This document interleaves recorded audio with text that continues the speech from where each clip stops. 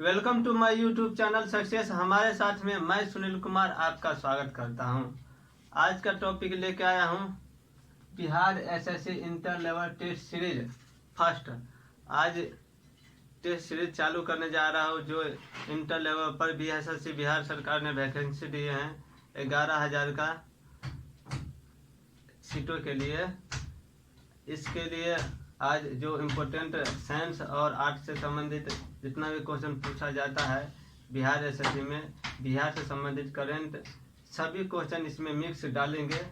आज पहला test series चालू करने जा रहे हैं जो आपके एग्ज़ाम में के लिए इम्पोर्टेंट है, एग्ज़ाम में आ सकता है, बहुत ज़्यादा मोस्ट इम्पोर्टेंट है। इस तरह का क्वेश्चन लेके आ रहे हैं आप लोगों के बीच।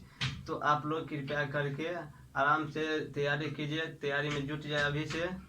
शुभकामना है मेरी कि आप लोगों का रिजल्ट हो जाएगा। अच्छे से तैयारी कीजिएगा तो रिजल्ट होगा ही, नहीं होगा ऐसी बात नहीं है। हम विश्वास रखिए आपको एकदम अच्छा क्वेश्चन सब जो इम्पोर्टेंट है, मोस्ट इम्पोर्टेंट ऐसा क्वेश्चन लेकर आऊँगा। हर तरह का क्वेश्चन दूँगा क्योंकि कोई ज़रूरी नहीं है कि हार्ड क्वेश्चन पूछेगा, हार्ड भी दूंगा, लो भी। जो क्वेश्चन आते हैं, जिस लेवल का क्वेश्चन आते हैं एग्जाम में उस तरह का क्वेश्चन लेके आऊँगा साइंस और आर्ट से संबंधित।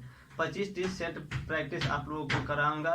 25 सेट प्रैक्टिस में जो मोस्ट इम्पोर्टेंट है इस तरह का। इसके बाद प्रीवियस ईयर करंट भी मिक्स करने का कोशिश करूंगा, जो 1-2 सेट और बढ़ा दूंगा क्योंकि उसमें भी ज़्यादा बिहार से संबंधित करंट नेशनल इंटरनेशनल भी पूछ सकता है। कोई जरूरी नहीं है कि एक वही करंट पूछेगा जो बिहार का एग्जाम है, तो करंट तो कोई भी पूछ सकता है। तो इसलिए और बिहार से संबंधित जो भी क्वेश्चन है वो भी लेके आऊँगा। तो चलिए चालू करते हैं आज का पहला क्वेश्चन। भारतीय संविधान में सर्वाधिक प्रभाव निम्न में से किसका माना जाता है? और भारतीय संविधान है उसमें से सबसे ज़्यादा प्रभाव किसका माना जाता है? भारत सरकार अधिनियम 1935, यूएसए का संविधान, ब्रिटिश संविधान, सोवियत रूस का संविधान। किस संविधान को सबसे ज़्यादा प्रभावशाली माना जाता है? किस अधिनियम को, किसका भारतीय संविधान पर सबसे ज़्यादा प्रभाव है? तो भारत सरकार अधिनियम 1935, यूएसए का संविधान, ब्रिटिश संविधान, सोवियत रूस का संविधान। किसका सबसे ज़्यादा प्रभाव है भारतीय संविधान पर? तो भारत सरकार अधिनियम का 1935 का अधिनियम जो पारित हुआ था ब्रिटिश गवर्नमेंट के समय में, उसमें बहुत सारा प्रावधान रखा गया था, जोड़ा गया था। इम्पोर्टेंट जो जनता के भाव से, कानून के भाव से एक तरह से कानून बनाया गया था, वो सबसे ज़्यादा प्रभावित करता है भारतीय संविधान को। तो जब भारतीय संविधान पढ़िएगा, हिस्ट्री पढ़िएगा इसका डिटेल में, तो आपको पता चलेगा। स्थिर ताप पर गैस की नियत मात्रा का आयतन, उसके दाब के व्युत्क्रमानुपाती, यह नियम क्या कहलाता है? अब गैस का व्युत्क्रमानुपाती मतलब उल्टा, समानुपाती मतलब समान। उसका गैस का जो दाब है उसका व्युत्क्रमानुपाती क्या कहलाता है? व्युत्क्रमानुपाती क्या होता है? यह नियम क्या कहलाता है? बायल का नियम, चार्ल्स का नियम, पाउली का नियम, इनमें से कोई नहीं। कौन सा कहलाता है? तो बायल का नियम कहलाता है। निम्न में से कौन सा कोशिकांग पादप कोशिका में पाया जाता है किंतु जंतु कोशिका में नहीं पाया जाता है? अब बता देखिए, कोशिकांग इसमें अनुस्वार है। कौन सा कोशिकांग है जो पादप कोशिका मतलब पेड़ पौधे में पाया जाता है, जीव में नहीं पाया जाता है? जंतु कोशिका में नहीं पाया जाता है, जीव में नहीं पाया जाता है, लेकिन पादप में, पेड़ पौधे में पाया जाता है। Chloroplast, endoplasmic ribosome, mitochondria. किस में पाया जाता है? क्लोरोप्लास्ट में पाया जाता है। क्या होता है? क्लोरोप्लास्ट में पाया जाता है। क्लोरोप्लास्ट पाया जाता है किस में? तो इसमें पादप कोशिका में क्लोरोप्लास्ट पाया जाता है। प्रधानमंत्री जीवन ज्योति बीमा योजना किस आयु वर्ग के व्यक्तियों को उपलब्ध कराई जाती है? प्रधानमंत्री जीवन ज्योति बीमा योजना जो है वो किस आयु के वर्ग को उपलब्ध कराया गया है? किस आयु वर्ग के लिए है बीमा कराने के लिए? 1840, 1850, 1860, 1870। यह योजना 2015 में चालू किया गया था, मई 2015 में चालू किया गया था। यह योजना 18 से 50 वर्षों के लोगों के लिए था। प्राचीन भारत के प्रसिद्ध शासक जिसने अपने जीवन के अंतिम दिनों में जैन धर्म अपना लिया था। कौन ऐसा प्राचीन शासक था जो अपने दिन मरते समय में वो जैन धर्म अपना करके मरा था? वो था अशोक, चंद्रगुप्त मौर्य, समुद्रगुप्त, कुमारगुप्त। कौन था? तो चंद्रगुप्त मौर्य था, जिसने जैन गुरु भद्रबाहु से दीक्षा लेकर के क्या किए थे? संलेखन विधि से अपने प्राण त्याग किए थे। कहाँ पे? सरवन बेलगोला में। सरवन बेलगोला कहाँ पड़ता है? तो कर्नाटक में पड़ता है सरवन बेलगोला। वहाँ पे अपने प्राण को त्याग दिए थे, आहुति दे दिए थे। किस विधि से? संलेखन विधि से। तो इसमें से 3-4 क्वेश्चन आ गए। कौन विधि से? संलेखन विधि से। कहाँ पे? तो सरवन बेलगोला में। कहाँ पड़ता है? तो कर्नाटक में। कौन? तो चंद्रगुप्त मौर्य ने। कौन धर्म अपनाया था? तो जैन धर्म। कितना? 4 क्वेश्चन निकला, तो ये याद रखिएगा। अगला क्वेश्चन, भारतीय संविधान द्वारा प्रारंभ में कितने मौलिक अधिकार प्रदान किए गए थे?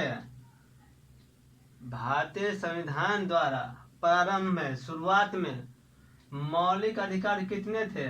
कितने प्रदान किए गए थे? 6, 7, 8, 9। कितने थे? 7। प्रारंभ में 7, अभी क्या है? 6 है। 44वें संविधान संशोधन द्वारा जो संपत्ति का अधिकार है, 44वें संविधान 1978 में जो संपत्ति अधिकार है उसको हटा दिया गया था और इसको 6 कर दिया गया। प्रारंभ में कितना था? 7 था। याद रखिएगा, कहीं पूछ दे अभी कितना है, अब प्रारंभ में कितना था, कौन सा अधिकार हटाया गया था? संपत्ति का अधिकार। ये याद रखिएगा। कोका कोला जैसे पेय पदार्थों में किस अम्ल की उपस्थिति के कारण खट्टा स्वाद का अनुभव होता है? खट्टा लगता है, किस अम्ल के कारण कोका कोला? फास्फोरिक अम्ल, लैक्टिक अम्ल, ऑक्जेलिक अम्ल, नाइट्रिक अम्ल। किस अम्ल के द्वारा? तो फास्फोरिक अम्ल के द्वारा अनुभव होता है खट्टा का। इंसुलिन का आविष्कार किसने किया था? इंसुलिन का आविष्कार किसने किया था? बेटिंग एवं Best, Edward Jenner, Ronald Ross, Watson और क्रिक। किसने किया था? बेटिंग एंड बेस्ट ने किया था 1932 ईस्वी में। याद रखिएगा, ईस्वी भी 1932 ईस्वी में बेटिंग एंड बेस्ट ने किया था। निम्नलिखित में से कौन सी सभ्यता नगर नियोजन के लिए प्रसिद्ध है? ये तो सबको आना चाहिए, सबको पता है कि नगर नियोजन के लिए कौन सा जो है सभ्यता नगर नियोजन के लिए प्रसिद्ध है। मिस्र की सभ्यता, फारस की सभ्यता, सिंधु घाटी की सभ्यता, इनमें से कोई नहीं। कौन था? सिंधु घाटी की सभ्यता, जिसे हड़प्पा सभ्यता भी कहा जाता है। सिंधु घाटी सभ्यता का ये सिंधु नदी के किनारे बसा हुआ था। इसी को ये नगरीय सभ्यता भी है। ये नगर एक तरह नगर की तरह बसे हुए थे सिंधु घाटी सभ्यता। निम्नलिखित में से कौन सी संस्था भारत में करेंसी नोट जारी करती है? अब करेंसी नोट है, कौन जारी करता है भारत में? गृह मंत्रालय, वित्त मंत्रालय, भारतीय रिजर्व बैंक, वाणिज्यिक बैंक। कौन करता है ये करेंसी नोट जारी? तो भारतीय रिजर्व बैंक करेंसी नोट जारी करता है, वित्त मंत्रालय नहीं मारिएगा। मानव मस्तिष्क में स्मरण क्षमता कहाँ होती है? सोचने की क्षमता कौन सा होती है? सेरिब्रम, सेरिबेलम, मध्य मस्तिष्क, थैलेमस। किसमें होती है? तो सेरिब्रम में, जिसे प्रमस्तिष्क और अग्रमस्तिष्क भी कहा जाता है, अग्रभाग सेरिब्रम। इसमें स्मरण क्षमता, सोचने की क्षमता होती है। राष्ट्रीय पर्यावरण अभियांत्रिकी शोध संस्था निम्न में से कहाँ है? राष्ट्रीय पर्यावरण अभियांत्रिकी शोध संस्था निम्न में से कहाँ है? बेंगलोर में, हैदराबाद में, नागपुर में, कोलकाता में। कहाँ पे है? नागपुर में है पर्यावरण अभियांत्रिक शोध संस्था। पर्यावरण संरक्षण के लिए ग्रीन आर्मी कहाँ प्रारंभ किया गया था? पर्यावरण संरक्षण के लिए ग्रीन आर्मी कहाँ पे प्रारंभ किया गया था?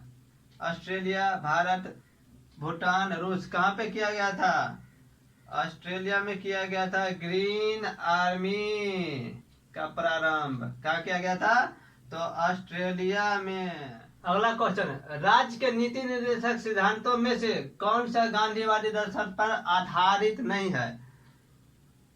कौन सा इसमें जो सिद्धांत है नीति निर्देशक वो गांधीवादी गांधी तरीके से, गांधी सोच पे आधारित नहीं है, गांधी जी के अनुकूल नहीं है, गांधी जी के सिद्धांतों के आधार पे नहीं है।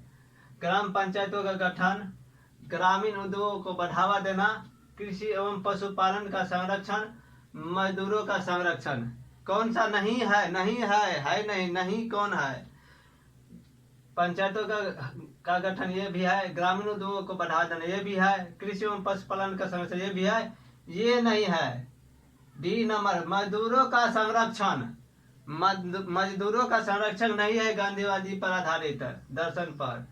ऑक्सीकरण तथा अवकरण दोनों जैसा आचरण, यानी कि ऑक्सीकरण और अवकरण दोनों जैसा आचरण करने वाला पदार्थ कौन है? जैसे एक सिंपल भाषा में कहिए कि उसका आदत मम्मी वाला भी है और पापा वाला भी आदत है, दोनों आदत एक आदमी में। जैसे ऑक्सीकरण और अवकरण दोनों जैसे आचरण करने वाला पदार्थ कौन सा है?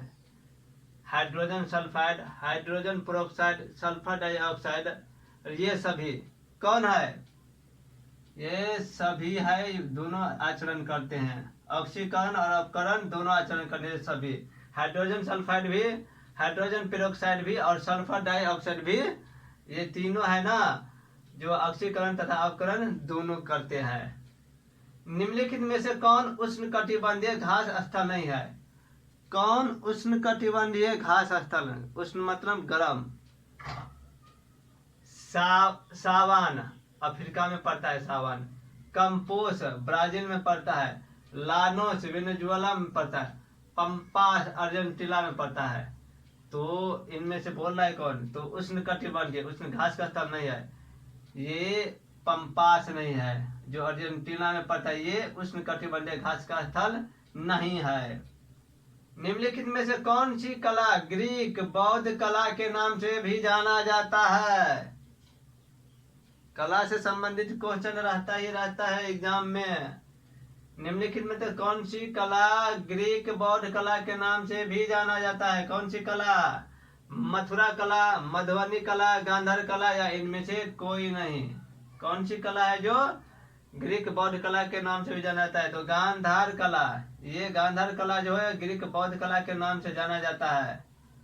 ये भारतीय और यूनानी कला का सम्मिलित रूप है। गांधार कला जो है भारतीय और यूनानी कला का सम्मिलित एक सम्मिश्रण है। इसके संरक्षक शक और कुषाण थे। गांधार कला के संरक्षक कौन से? शक और कुषाण। ये याद रखिएगा। क्वेश्चन 3 क्वेश्चन बन गया, पूछता रहता है, ऐसे भी पूछ सकता है, कोई जरूर नहीं कि सीधा सीधा ऐसे ही पूछ देगा। ये भी पूछेगा इसका संरक्षक कौन थे, किस कला का सम्मिश्रण है। भारत में प्रत्येक वित्तीय वर्ष कब होता है? अब वित्तीय वर्ष, प्रत्येक वित्तीय वर्ष कब होता है? 1 जुलाई से 30 जून, 31 मार्च से 1 अप्रैल, 1 अप्रैल से 31 मार्च या इनमें से कोई नहीं। कौन सा जो है प्रत्येक वित्तीय, जो वित्तीय वर्ष आता है ना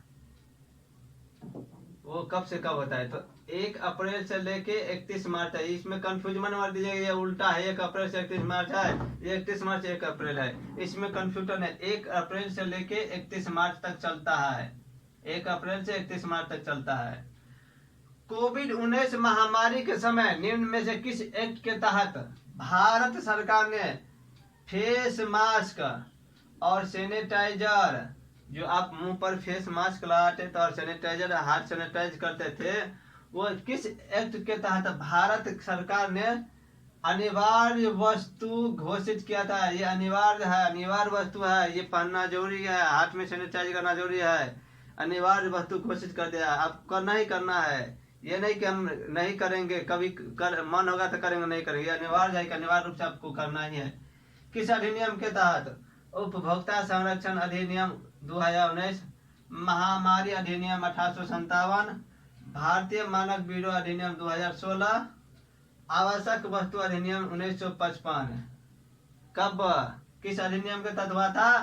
तो आवश्यक वस्तु अधिनियम 1955 के तहत अनिवार्य घोषित किया गया था कि ये वस्तु अनिवार्य है, आवश्यक वस्तु अधिनियम 1955 के तहत। तो आज इतना ही 20 क्वेश्चन। आप लोगों को ये वीडियो कैसा लगा तो कमेंट करके जरूर बताइएगा। अगले वीडियो में है ना क्वेश्चन की मात्रा बढ़ाएंगे, क्योंकि कम से कम 1000 क्वेश्चन 1200 क्वेश्चन इम्पोर्टेंट देना है जो आप लोग एग्जाम में आए। इसका बिहार से संबंधित स्पेशल 4-5 वीडियो बनाएंगे, 6 वीडियो जिसमें इम्पोर्टेंट क्वेश्चन। इसके बाद करेंट का बनाएंगे 4-5 वीडियो। आप लोग को एक भी क्वेश्चन छूटेगा नहीं बिहार एसएससी में। और आप लोग कमेंट करके बताइएगा कि ये क्वेश्चन किस प्रकार है, कैसे है, इम्पोर्टेंट है कि नहीं, ज़रूरत है कि नहीं, तो कमेंट करके बताइएगा। और अगले वीडियो को देखने के लिए लाइक, कमेंट, शेयर और सब्सक्राइब कर दीजिए, जिससे हमको भी मेहनत का कुछ फल मिले और आप लोगों को भी फायदा हो। दुआ करता हूँ भगवान से कि आप लोगों का रिजल्ट हो जाए, और दोस्तों को भी शेयर कीजिए जिससे उनको भी फायदा हो जाए, किसी का भी भला हो जाए। क्या जाता है कि इसका अपना भी रिजल्ट लीजिए, मेहनत कीजिए। जो मेहनत करेगा वही फल पाएगा। मेहनत, बिना मेहनत का कोई भी चीज नहीं था। सीढ़ी चढ़ने के लिए भी, छत पर चढ़ने के लिए भी सीढ़ी की जरूरत पड़ती है, एक बार कूद करके ऊपर नहीं चला जाता है। तो ये आप लोगों के वीडियो कैसा लगा तो लाइक, कमेंट, शेयर कीजिए। तब तक के लिए जय हिंद, जय भारत, नमस्कार।